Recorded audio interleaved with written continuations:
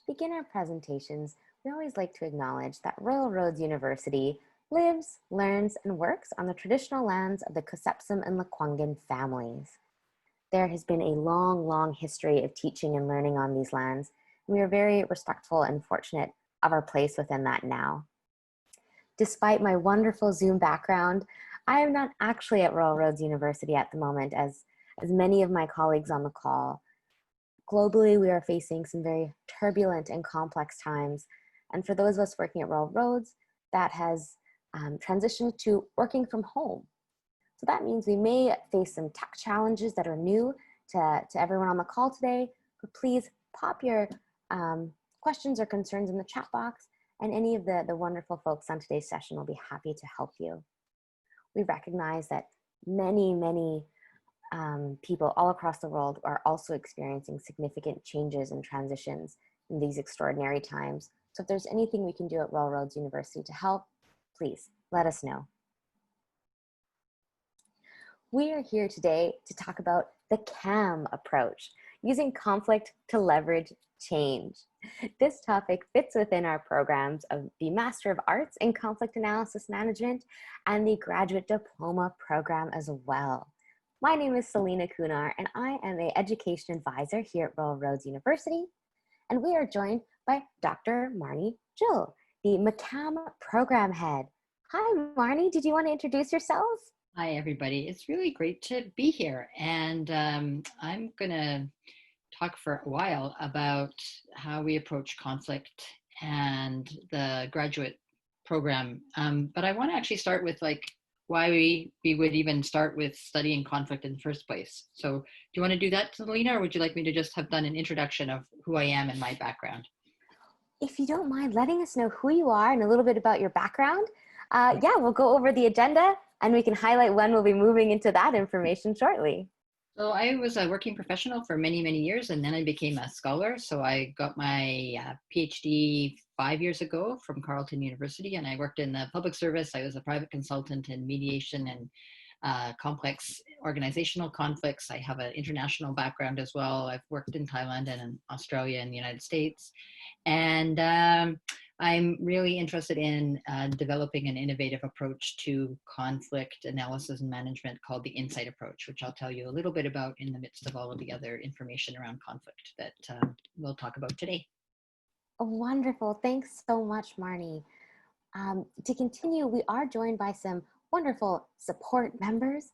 So we have Alana McConaughey on our call today. She is also an education advisor, as well as Christy Jones from our recruitment team, to be helping with any IT issues or tech challenges that come up. And Bev Hill, who is a wonderful member of our enrollment team, will be able to help answer any questions that come up about the program itself. So with that, you've learned a little bit about all of us, and we would love to know a little bit about all of you.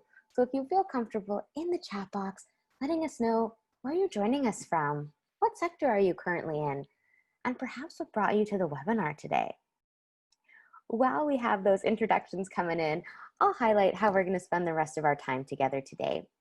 So Marnie will take us through the CAM approach, using conflict to leverage change. We'll then discuss an introduction to the conflict management, conflict analysis and management programs here at Royal Roads University, and then touch on the application process that accompanies those programs. Of course, we will end with a question and answer period, but please, as you have questions, pop them in the chat box. We would love to continue the conversation. And with that, over to you, Marnie. Thank you. So Robin, it's nice to see that you're from Nelson, and as the different things come in, I'm going to be watching in the chat because I also have a question for you as you're starting to situate yourselves in the lands that you are and in the roles that you have. I'd like everybody to just put in the chat some conflict that they are interested in, because there's got to be some reason that you would want to come to a webinar like this and give up an hour of your life. And I'm hoping that the hour together leaves us sort of richer and more connected, as well as a little wiser. So what conflict do you want to think about? Everybody just put in what kind of, okay, so we've got faculty and management communication breakdown. Awesome. So it can be You know, I yelled at my teenager the other day. I'm really concerned about Black Lives Matter. The COVID-related pandemic has generated a lot of conflict around how to manage a health crisis. There's no shortage. So there we go. Okay, so how to navigate conflict in ways that facilitate growth instead of divide. Workplace and team conflict. Yep. What else is kind of interesting you? And when you're thinking about conflict, what comes to mind? So we won't be doing a mind map today, but I'll be able to use whatever conflicts you put in the chat. We can use those as little case studies, because that's really our approach, is that we take what's in the room and we work with it, because there's so much that we learn from our own cases as well as from other cases.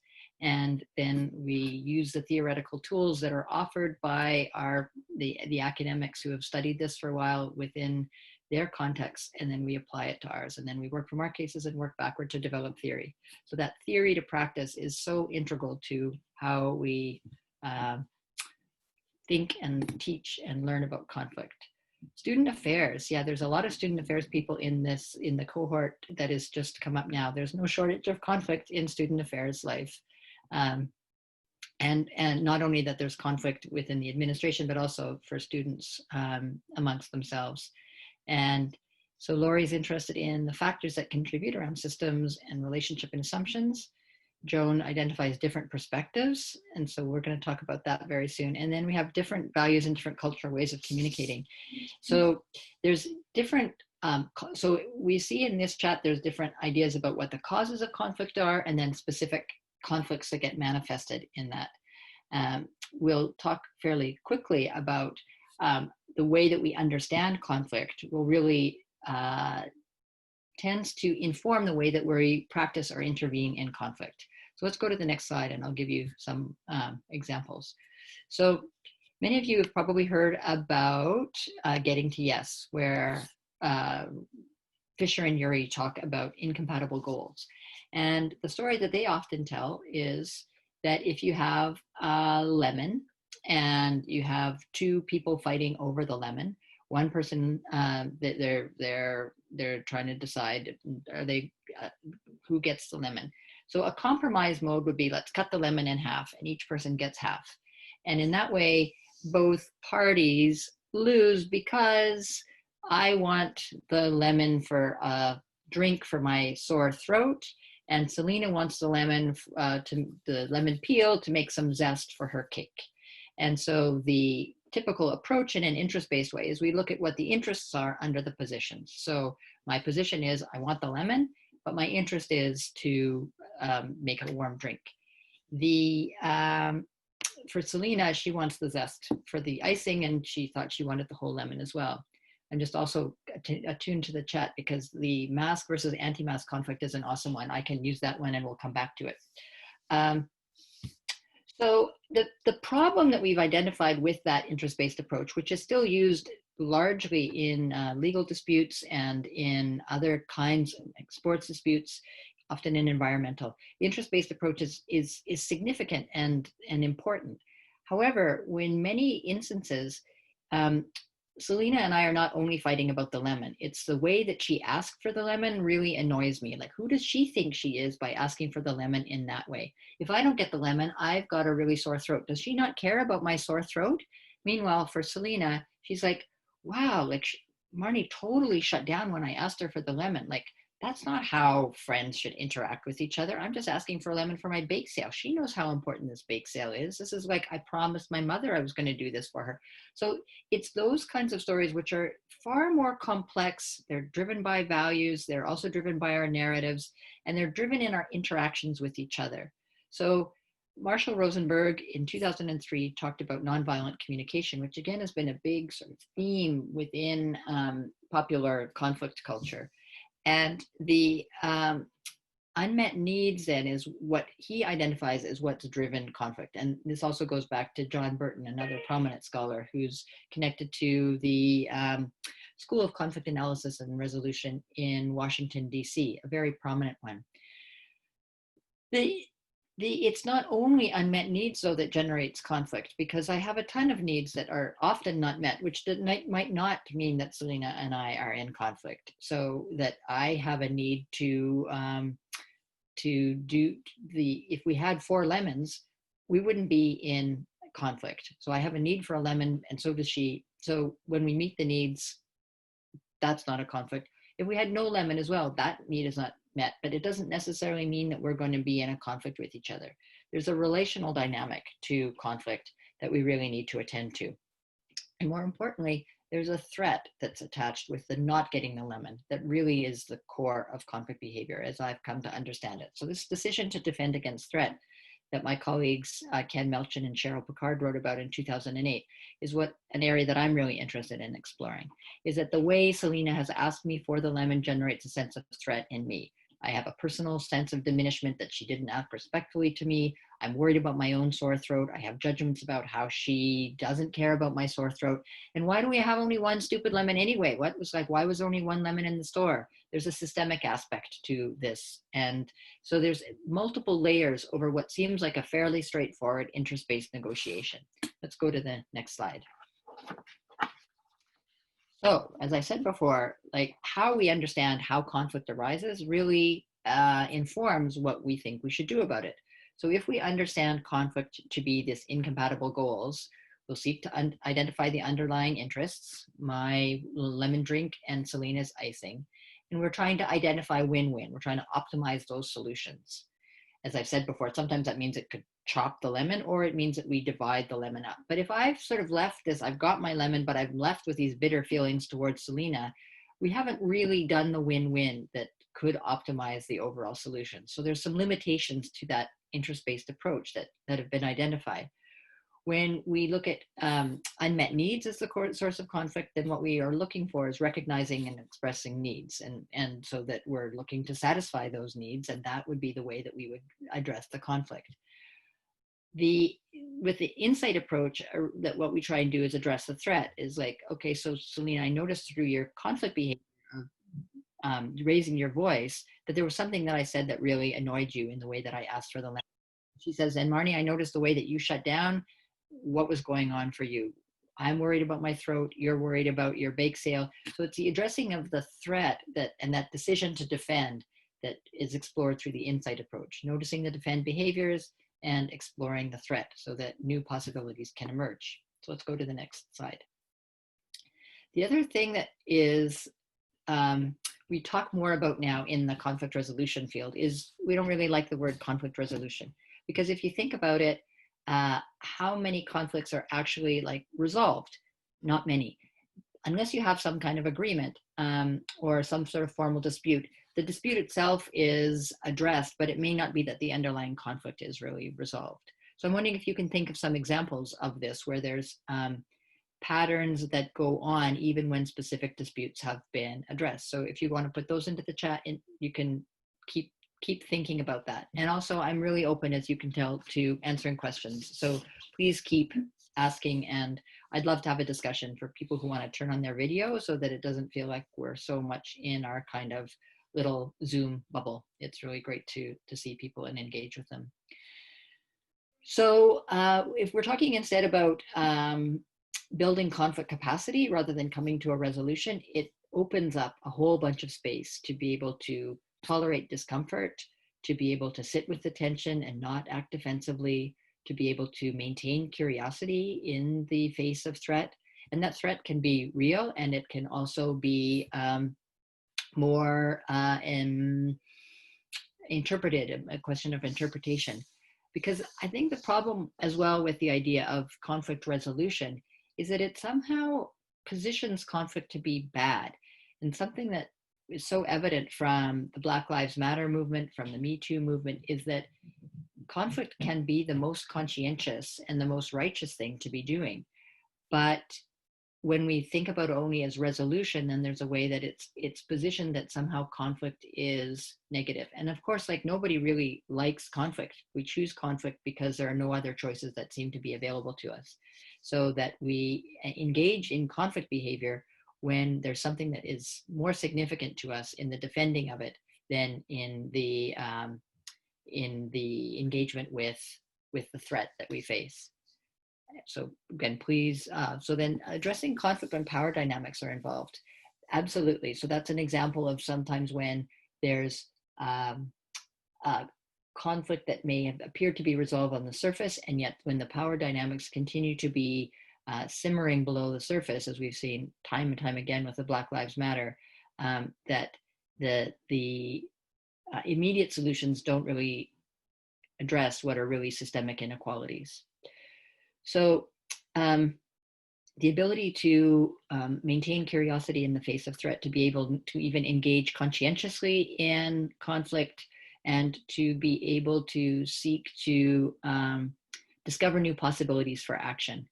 The other thing I want to say about conflict behavior, because it's actually very helpful to ground conflict in behavior, to notice it. So conflict doesn't exist out there. When we look at conflict, it's specific behaviors that are enacted in relation to each other. And there are different kinds of conflict behavior. So it's not only fighting, as you know, and as we just need to take a look at ourselves to know that there's a variety of conflict behaviors that we are enacting in order to respond to threat. So there is the obvious one of fighting.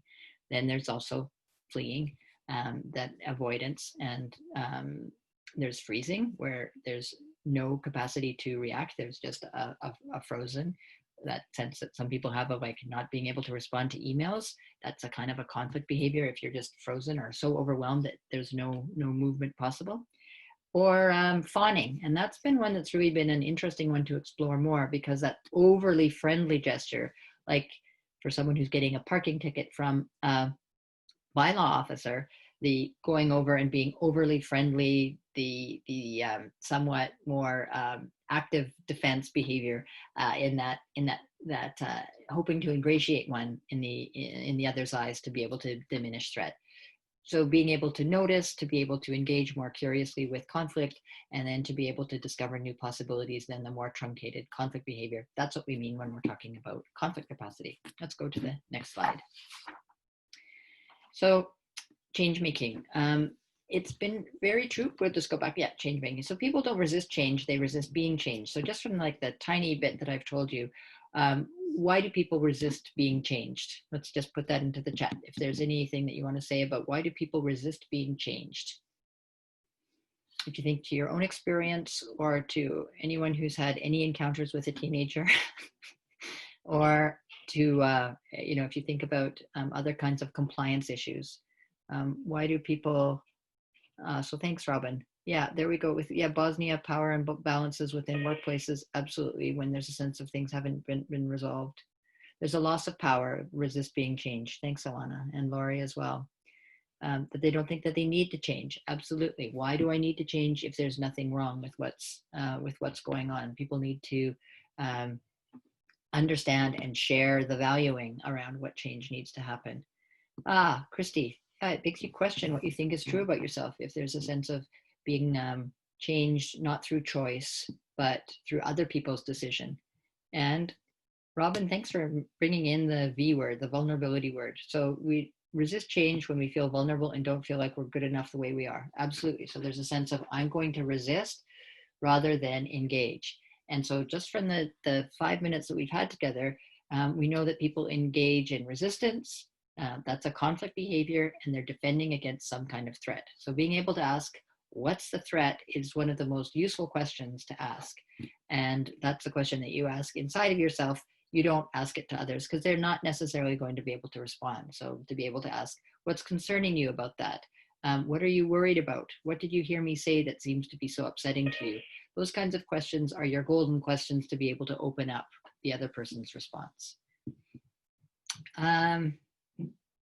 Joan, I'd love to hear what you mean more about prefer familiarity. That sounds like you've got some ideas there that would be that people resist being changed because they prefer familiarity. Absolutely. When there's some kind of threat with change, then people are going to resist they're going to defend through that resistance behavior. So when we start thinking about people's resistance as making sense, it's a kind of behavior, it's a decision to defend against some kind of threat. It gives us a whole area to talk about, a whole sort of set of tools to develop. Let's go on to the next thing.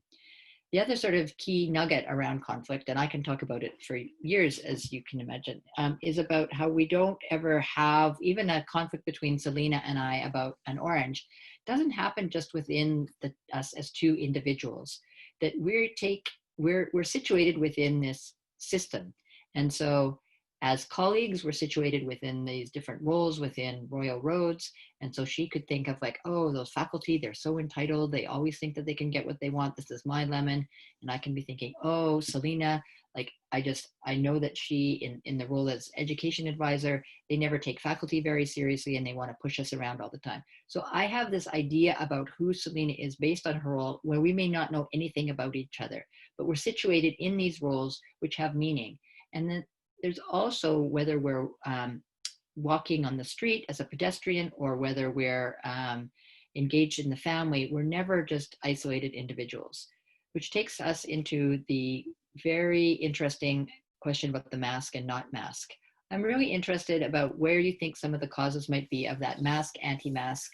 Where are some of the threats? So if you want to just start putting threats into the chat around where there might be for the pro-mask or the anti-mask, what are the threats? Because you know that there's some defensive behavior going on with the pro and anti-mask. So I'll give you a chance to do that, and we can go on to the next slide around leveraging change around self and system. So one of the key things that we also talk about is how we think about systems also affects how we engage and intervene in them. So if we think about systems as if we think about a system as a machine, then we have a sense of being able to apply an intervention and we should get some kind of result. But systems, as we know, are much more complex than that. And systems are nonlinear and systems are dynamic. And by systems, what we mean is groups of individual parts that together make up a complex and dynamic whole, that they interact with each other and they interact in their environment and their context. And so we can look at a system as an ecosystem as well. So those are two models of systems that will affect then how we approach. So if I come to think about the system in an organization that leaders often fall into, I'm just going to tell them what to do and they're going to respond as if they can just like push the gas and the car will go forward. That's not how systems work. Systems are complex, and when we apply sort of gentle force in one area, there may be unintended consequences that are both positive or negative. So being able to work skillfully through ourselves within a system is a key competency that builds our conflict capacity. So Robin's putting, there's the threat around to our health and to our freedom. So the no masks, and so there's that sense of there's vigilance versus laziness. So the attributions that one makes to the other, they're way too vigilant or they're way too lazy. So that's absolutely, those are the attributions that one makes in the face of threat. A threat is catching COVID from non-masked person. Excellent. So there's a practical threat to one's own health. And there's a challenge to their freedom of choice. Or who are you to tell me? Or there may be some other threat that we're not aware of, is that I actually, some people may feel that they're not able to adequately breathe with the mask on. We don't want to be told what to do. So there's that threat of that relational or systemic threat of I'm going to resist as an individual. So that's that sense of like, I'm resisting being changed. And then you're absolutely right, Alana. That's another good point, is that there may be an even greater threat if we're wearing a mask. That means we're really in trouble. And so that's a different kind of threat that I hadn't even thought of. And so another principle of conflict resolution or conflict engagement is we need to learn to ask. And curiosity is our most powerful tool in engaging with conflict, is that I don't have a clue what Alana's threats may be, and she doesn't really know what mine are. And so when we have the presence of mind to be curious, that's when we can really use our ability to change. And then Christy, thanks about that. There's again about the human rights being threatened, and the pro-masks feel that they're in danger if they don't wear one, or might be putting someone else in danger. So there's another twist to it. So it's not only one's own health, it's putting others. So there's that kind of relational and social component to mask wearing. So it's not just then a conflict between two people about wear a mask or not. There's a complex layers of system around what the health authorities say, what we individually or socially may think about authorities, and what it means to wear a mask and the kind of danger we're exposing ourselves to, or the risk of vulnerability by really acknowledging the danger that may be present. It's never easy, but it's super interesting. Let's go on to the next slide. So why would you want to do a crazy thing like put 2 years of your life into studying conflict analysis and management? Because you come in one way and you go out a completely different person, basically. Not completely different. You come out a better version of yourself, I would say. That's the feedback that I've got from students. You come in and you're already engaged. Like the CAM people, the conflict analysis and management people are actually quite a special group of people because they've recognized that there's something about conflict that reveals something of significance. And that's what we mean when we're talking about leveraging change. And so being able to understand there's some kind of threat going on, there's a defend behavior. How do we recognize that to be able to shift the system towards a more positive trajectory? So people have recognized this. You're not going to take a leadership program to be able to focus in the same way of how do I use this conflict to reveal something of significance? So as in the workplace system that people have brought up, how do we recognize in this workplace conflict that there's actually an issue around organizational design? How do we use this criticism of senior management to be able to change our reporting structure so that information flows better? We can use conflict skillfully, and that's what we mean by how do we use conflict to leverage change? How do we understand this mask conflict to be able to reveal something of significance about our health as well as our social functioning? Because both are super important, and that's the task of leadership, being able to use conflict to leverage change. So you come in as you're motivated in some way. It's not that you necessarily want to become a mediator, because the conflict program doesn't help people. I mean, we teach all kinds of mediation skills, but you're not going to be a certified mediator at the end of it. So you come in as a change agent. You have a depth of theory and practice, lots of practice and lots of theory that you're able to reflect on your current context as well as on others. And you have some kind of experience related to conflict, personally or professionally. So police officers, social workers, yoga instructors, parents, HR leaders, leaders of organizations, people who work in different kinds of industry, from airlines to manufacturing to IT. There's corrections people, social workers, educators, nurses. Literally all of those people have come through the CAM program in the last 5 years. They then they come in with either an interest in advancing their career in their chosen field or changing careers, and both are welcome. You are actively seeking diversity, you're learning new perspectives, you're willing to question your own bias, you're willing to be able to gently explore others. And you leave with this capacity to be intrapersonally reflective, you're interpersonally engaged, and you're systems oriented, to be able to look at a system in any context, to be able to reflect and engage systemically. And you're resilient. You're already kind of interested in being able to deal with the challenge of conflict. And let's face it, if we've gotten to our adult lives, we probably had a million conflicts in our life, how to deal with those more skillfully. And then what really is important for people when they leave the program is they have this diverse student cohort who become colleagues and lifelong friends in many cases, from a variety of backgrounds, with this common shared experience and a really deep capacity to listen to each other, and so that we can find our own answers. Because advice is really not as helpful as helping someone find the answers that are most significant to them. Let's go to the next slide. And I am hearing myself chat a little bit too much. Is there anything else that people want to ask about in this pause about why I think it's so important to be developing conflict capacity now, to be able to leverage change, to be able to engage with curiosity and threat, to be able to be personally reflective as well as interpersonally skillful and within that systemic context? Anything that comes to mind for you? And I realize that we're going through this at a gallop, but with only an hour, I want to get the conversation started. I'm actually curious as well about what might get in the way of curiosity. So if you could put that in the chat as well. What gets in the way of your curiosity? So a moment of personal reflection. When do you find yourself being incurious? And then we will move on to the next slide, and then we'll start talking a little bit more specifically about the CAM program. So what blocks your curiosity? Give everybody just another minute to type in the chat, and then I'm happy to tell you what blocks my curiosity.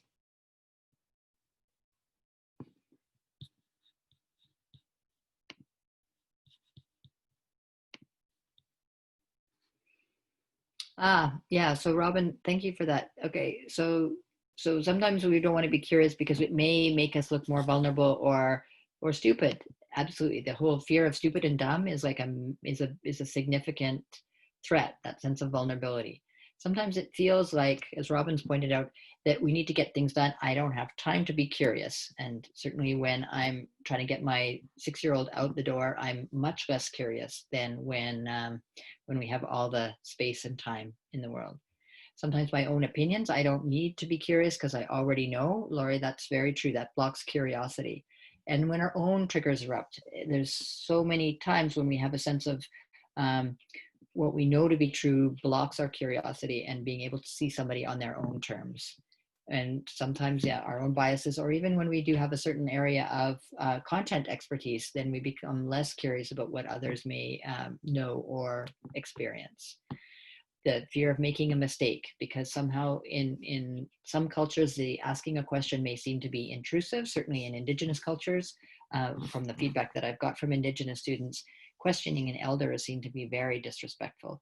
But there's a way in which we can be curious without necessarily being respectful and disrespectful. Certainly, an attentiveness to listening is also it's a sort of a mark of curiosity. In emotionally charged situations, absolutely. And so when we talk about threat, our amygdala gets activated, which is part of the brain that signals threat or danger.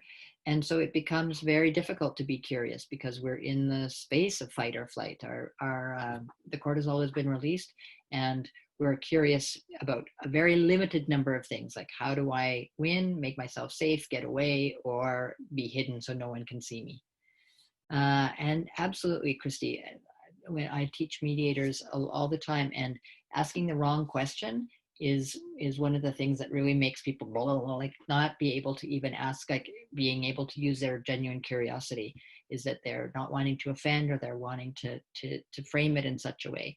And one of the things in interpersonal mediation for sure is that once I got the freedom to be able to make mistakes, knowing that the other person would correct me when it's coming from an authentic and curious place, then we are able to roll with that threat. So being able to deal with my own threats, to be able to be more genuinely curious about the other. And yeah, that fear about fueling the conflict or making it worse. Thank you, everybody, for that, about what blocks our own curiosity. Because coming to be curious about our own curiosity, or our absence of it, is one of the key skills about reflective practice that we talk about all the time. So if you're curious about this Masters of Arts, it's a 2-year program, and it's online with 2 learning intensives. And so up until this COVID craziness, the 2 weeks were done at Royal Roads. And in our most recent intake in January of 2020, that residency got moved online. And I have to say, I am so impressed with the Royal Roads pedagogical model.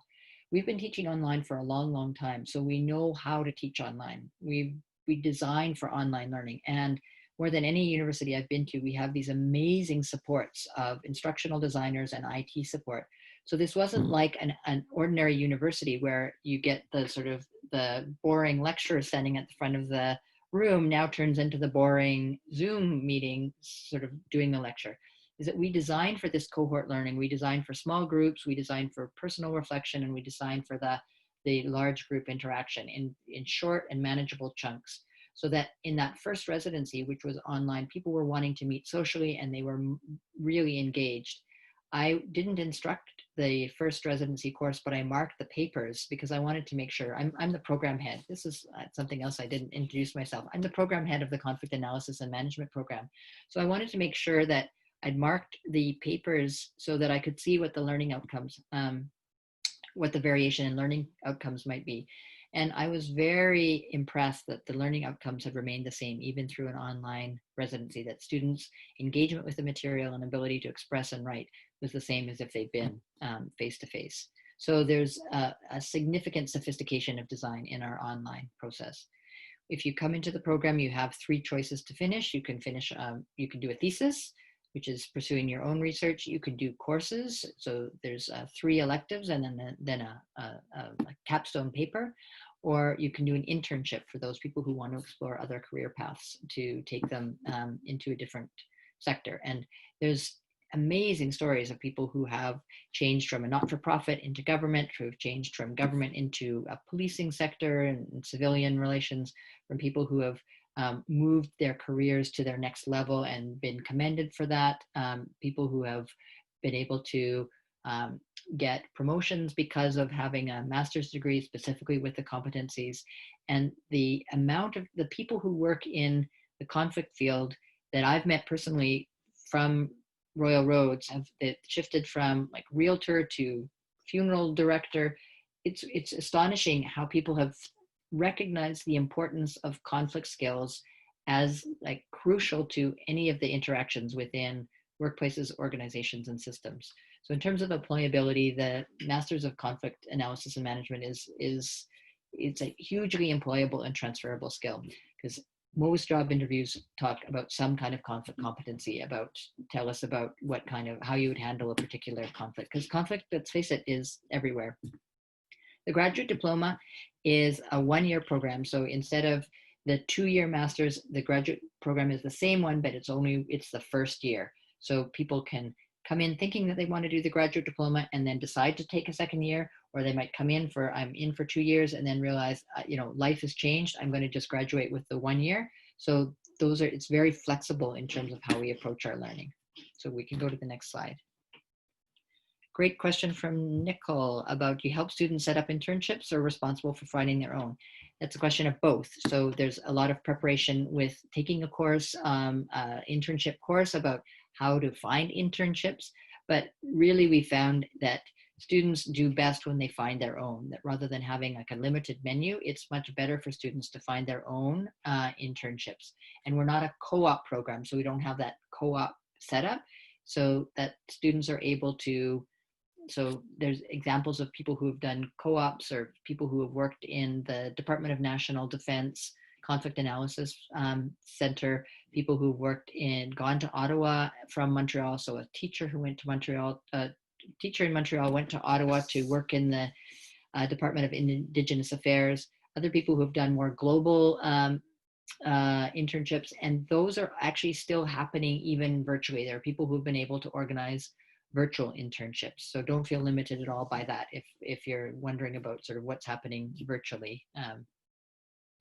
And there goes Bev with her amazing support. So Bev is one of the best people you can speak to about Royal Roads and figuring out how to apply and what are your various options. So there she is with the link to the Work Integrated Learning Office. So these are the competencies, and we're proud of our learning and teaching and research model. As I said, that's something that we're cohort-based, we are student-centered, we share a passion for change-making, for building courage and resilience amongst people, for developing creativity and caring. So those are the core values that we have, and we really do live our learning at Royal Roads. There's a remarkable group of people that help build this community of learning and sustain it, from the president down to the groundskeepers and the IT people. So you can see already that there's several of us on the line that are here to help you and answer any questions. So this kind of support you can count on throughout your time as a student here. Next slide. So there we go. There's a ton of guides and support. So there's a learning and teaching research model. We have the scholar practitioners. So each course is taught by someone who's had experience in working in the field in a variety of fields, lawyer, a mediator, there's a researcher who teaches the research course. So there's the people who are experts in their field who also have developed academic skills and also are really good teachers. So unlike many universities, you can't get a job just from your research. We really look for people with teaching skills who can develop that cohort learning and to help you develop your capacity to learn. Because as adult learners, that's the most important skill we can have, is like how to continue this process of lifelong learning. There's an awesome writing center here that helps with academic writing, because many people are a little freaked out by academic writing if they haven't been in school for a while. And so we make sure that if you haven't been in school for a while, that you take an academic writing and critical thinking course, which is like the best money you'll ever spend, and you're going into an academic program. It just sets you up for success. And the people who take it are so happy that they've made that investment in their success. So I'll just go back to the list. There's the university and program staff. There's your cohort, who you form support networks with your own cohort. There's team coaching. And that's another amazing thing, because many people, if they hear that there's going to be teamwork, kind of run screaming room. Other people absolutely love it. And one of the things that Royal Roads has set up is we've got team coaches who will support teams in being high functioning. And the transferable skills are incredible to be able to work with a team that's really committed to learning at Royal Roads and transferring those skills into your workplace team environments.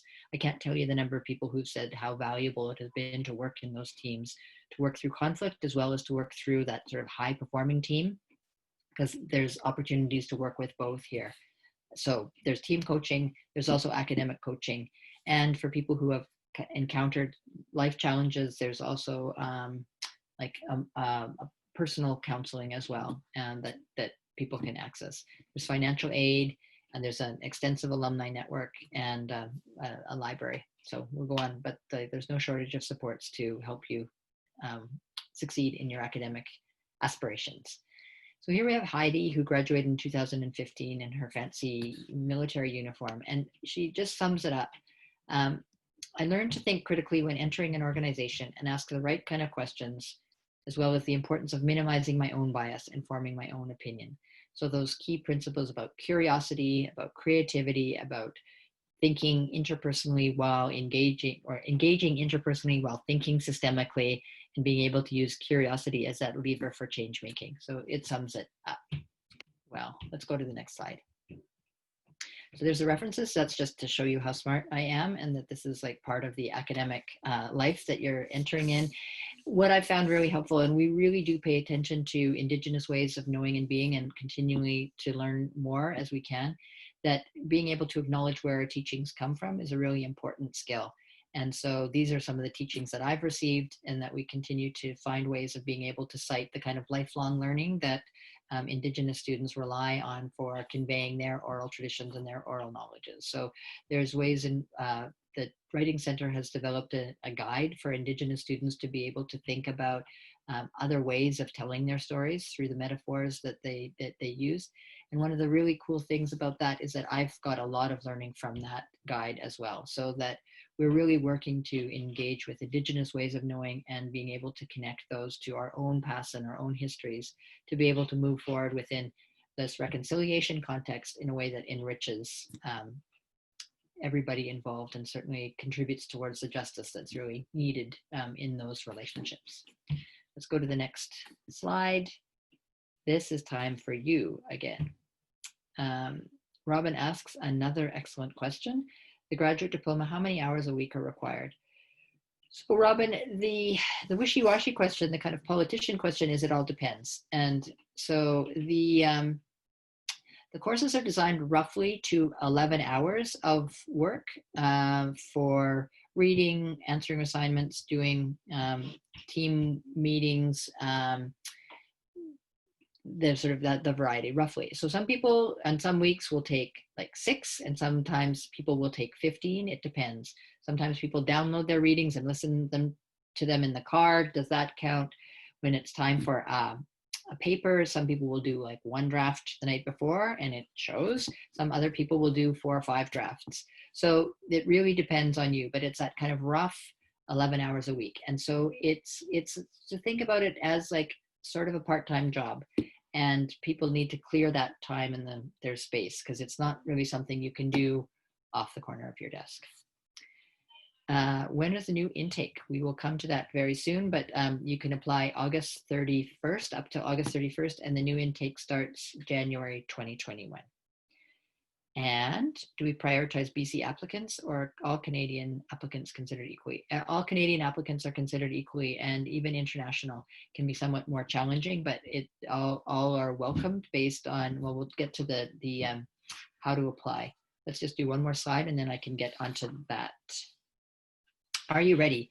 So personal residency readiness, we've already talked about some of those qualities around resilience and curiosity and academic writing skills. So I've covered that a little bit with people who are comfortable with academic writing skills, but like, again, let's face it, who's really comfortable with academic writing? Like, we all need help with it. I certainly have benefited from the Academic Writing Center, and I got a PhD recently. So we're always learning in academic writing.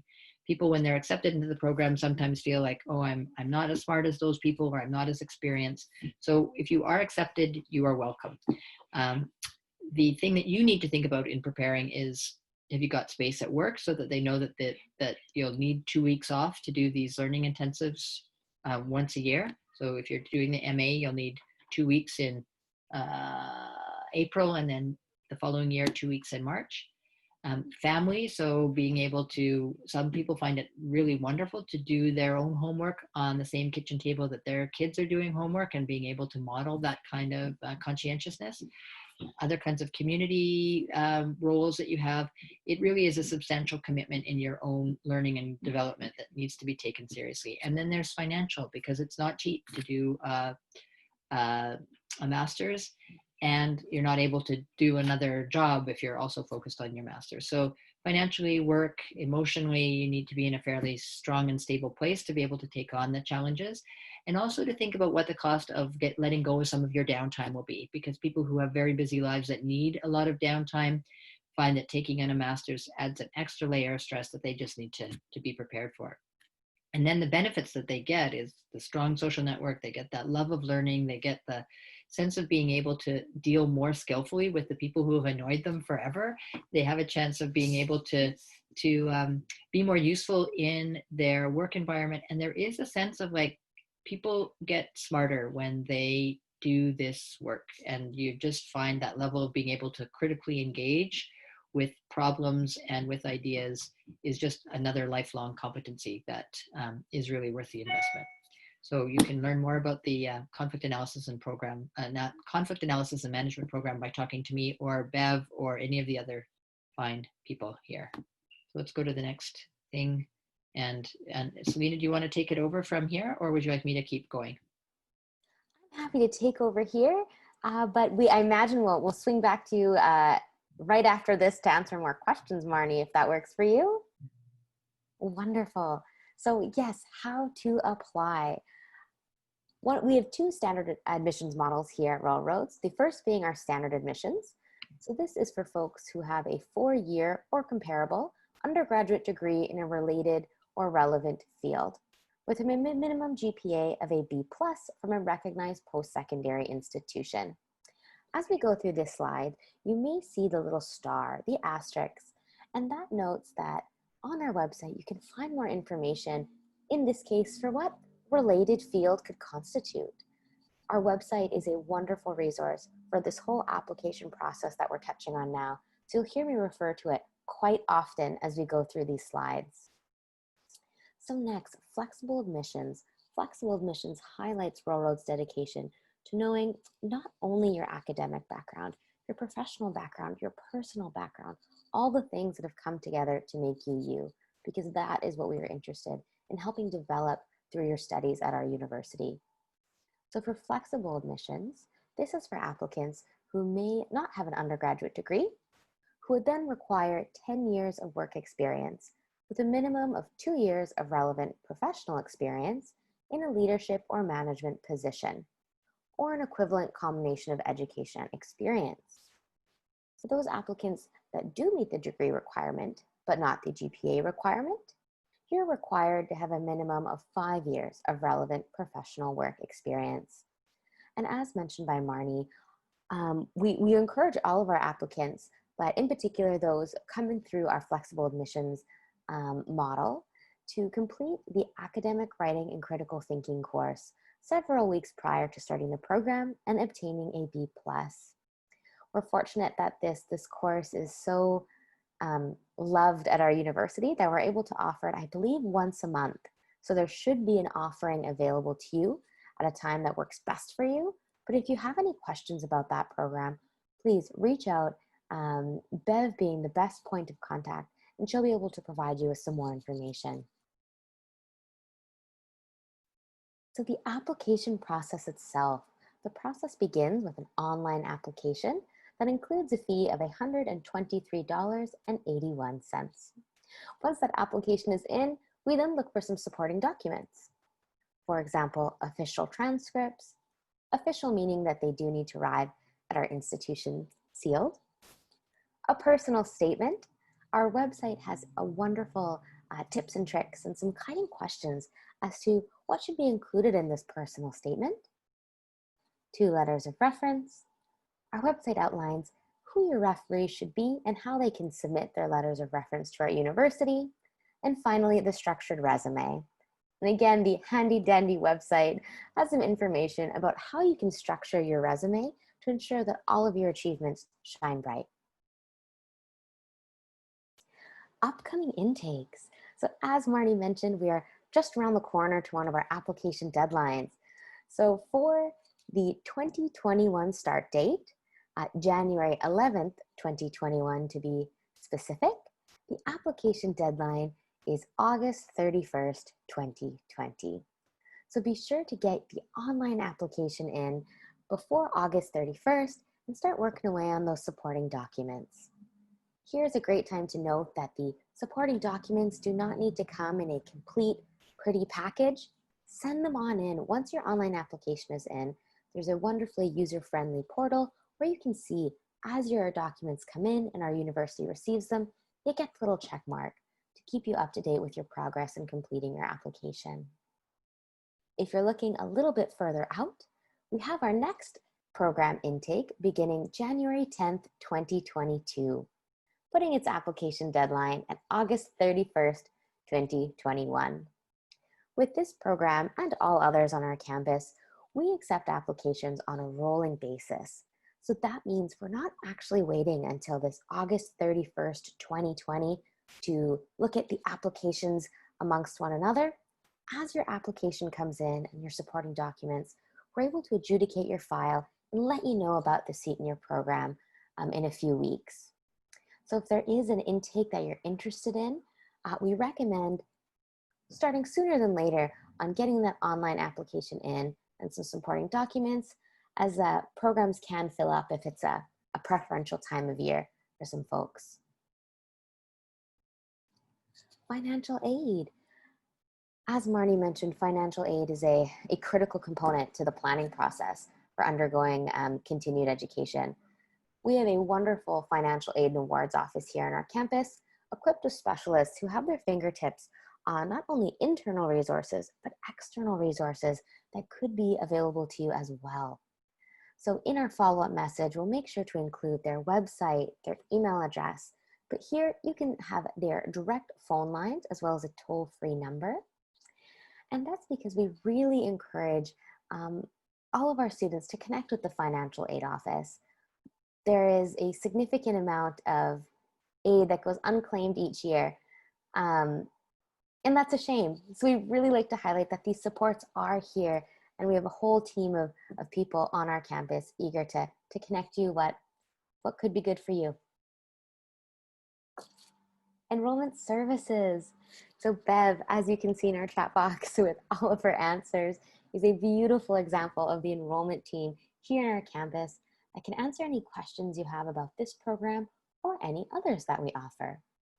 You can connect with Bev and her team at learn.more@royalroads.ca.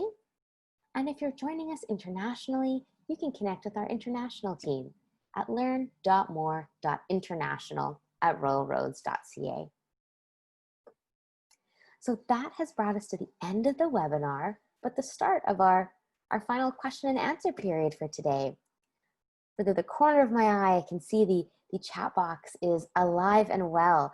So I'm just going to turn my attention and see if there's any questions bubbling in the chat box now. Otherwise, this is a great time to start typing away because we're happy to continue the conversation. And thank you, Selena. I've been watching the chat and has been very vibrant back and forth. So Nicola also asked the question of how many people are accepted each year. And the average cohort for the CAM program is between 35 and 40, depending on the year. And that's a good number for a diversity of people and to maximize the amount of skills. So this cross-fertilization of ideas with this common theme of managing conflict. And again, to give you an idea about sort of the diversity, I just was thinking about there's a forester in the cohort that just graduated, an Indigenous advisor for youth at risk.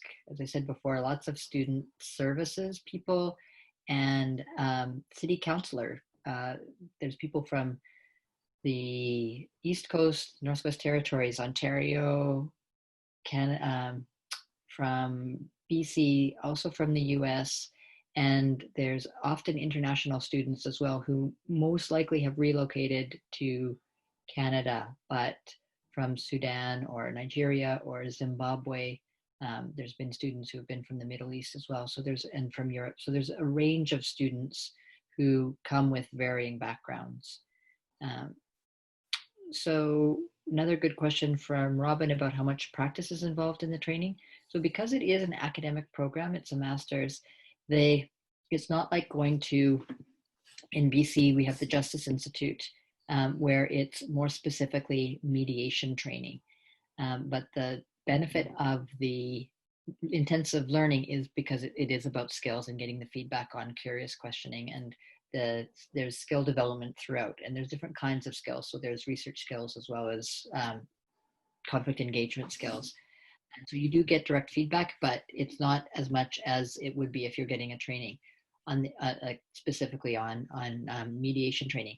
Having said that, what's so valuable is to be able to have the theory behind the practice.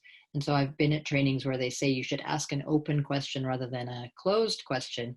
And one of the cool things about a conflict program is it helps you understand why, because when we're oriented towards understanding, the question is more open and curious.